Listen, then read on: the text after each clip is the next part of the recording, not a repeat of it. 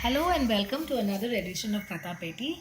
I have thrown my dice, and the first time I threw my dice, I got 2, which means I can have 2 characters. And the second time I threw my dice, I got 5, which said that I cannot use any symbolic objects. Those are these objects here. So now these are the objects I've chosen, and I'm going to tell you my story. Once upon a time, this was the time when the earth had just blossomed into spring, and there were beautiful flowers and plants growing all over. And at that point, there was this man who was the king of his tribe. He was a very brave man, and he was a man who had magical powers. He could turn even deserts into growing and get them to grow beautiful flowers and soil and have lovely fruit laden trees to grow in a desert. He had that many powers in him. Everybody called him Mr. Magic Green Thumb because any plant he touched, it would grow and it would become huge and start letting out fruits. So this man's name was Napoklu. And Napoklu was the king of his tribe. And his tribe also loved to plant trees. So everywhere their desert had plants in it. Have you heard of a desert which has plants? So they had an oasis. They were the keepers of the oasis. One day what happened was the rain stopped coming. And Napoklu saw that his desert, all the plants were drying out. So he didn't know what to do. He kept thinking, oh, if plants dry out, what will my people do? What will they drink? And what will they eat? So then he thought he should do something about it. So he got on his camel and went on a journey. And when he went on a journey, he got to a place which had a wide river. The banks of the river were full of wonderful round pebbles and rocks. And amongst those pebbles and rocks, he saw a couple of rocks that were gleaming with golden dust on them. So Napoklu said, this looks like it has some precious stuff in it. So he picked up a few of those rocks and put it in his pocket. He said, I don't know when I'll need to use it, so let me take it and make something with you. I might need to use it later. So put it in his pocket and he continued. The camel took him across the river. And then as he crossed the river, he came through a forest.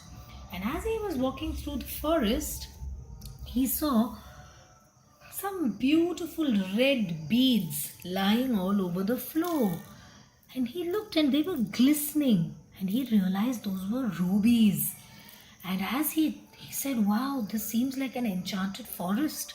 So he walked through the enchanted forest and picked up the beautiful rubies. And he filled his pockets with that too. And now Napoklu had one set of a pocket which had gold, little bit of stones which had gold in it, and another pocket full of glistening rubies. Now Napoklu got really worried. He said, now what if dacoits or some robbers come and they find that I'm laden with so much wealth, they might decide to rob me. So what do I do now? I have to be very careful. So he told the camel, be very careful of how you travel now. We will travel in the sly, because what we're going to do is try and get help to meet somebody who can tell us how we can get rains to come to our desert. And they were walking and walking, and Napoklu was getting tired. Days were passing and they were just walking through forests, and they had to get away from wild animals, and they were having a very tough journey. Then as he walked through, suddenly the camel spotted something very interesting. He saw a strange green object lying on the floor of the forest. Then he told Napoklu, Master, look, there's something lying there.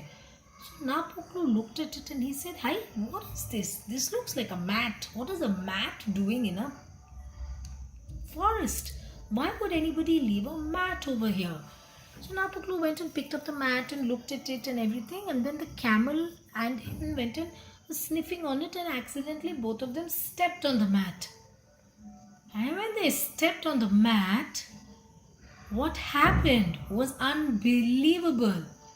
The mat just went zoop under the ground and they went into a dungeon. And inside the dungeon was a dark place and it was lit up by torchlights of flame. And the camel and Napoklu walked through the dungeon and they were wondering where it is that they are going. And they walked through the dungeon and then they suddenly saw that there was a golden throne over there. And there was nobody sitting on the throne. But they could hear a voice. The voice said, "Welcome, Napoklu.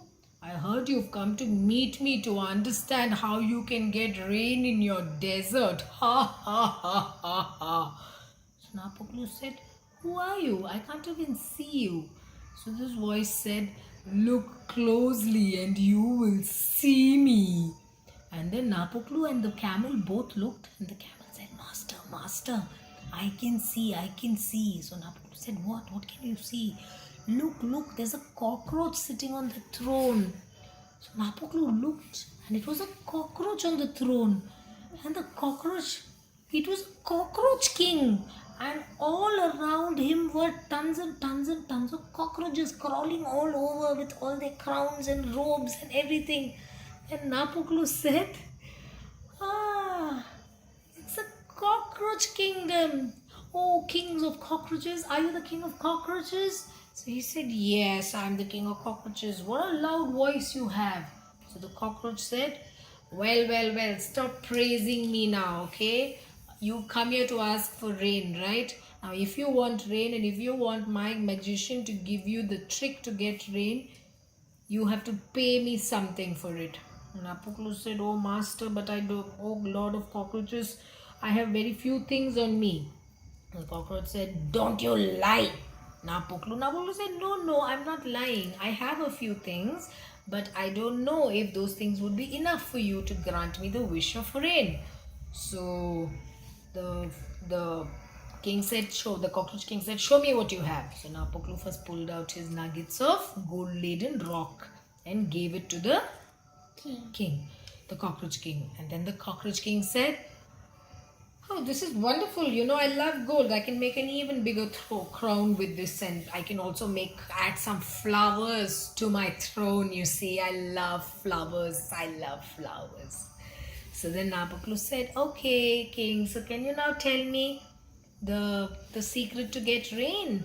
Do you have a wizard or somebody who can help me with it?" So the cockroach king got very angry. He said, "What do you mean? You're supposed to give me more stuff."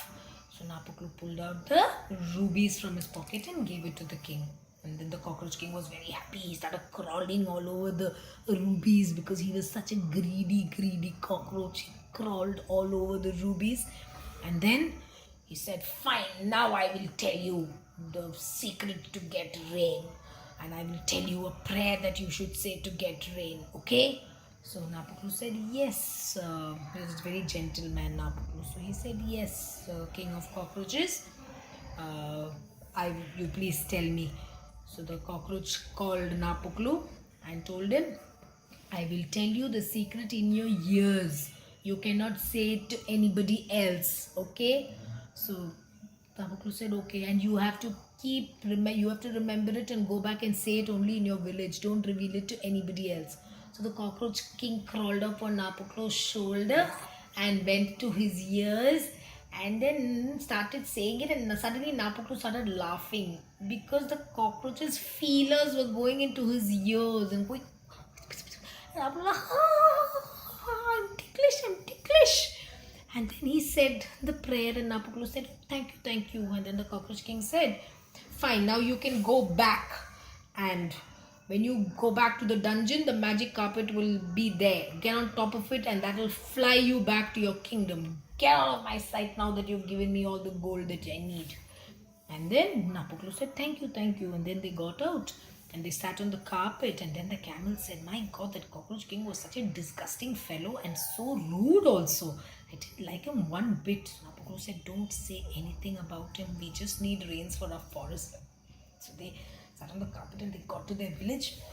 And then Napoklu whispered this prayer to every dying plant in his kingdom, in his little oasis. And suddenly all the plants shot up and grew to life again. So Napoklu was a very brave king who allowed his oasis to grow and continue to let it grow. And that magic spell that was taught to Napoklu by the cockroach king is passed on by every leader of the oasis tribe to their children also.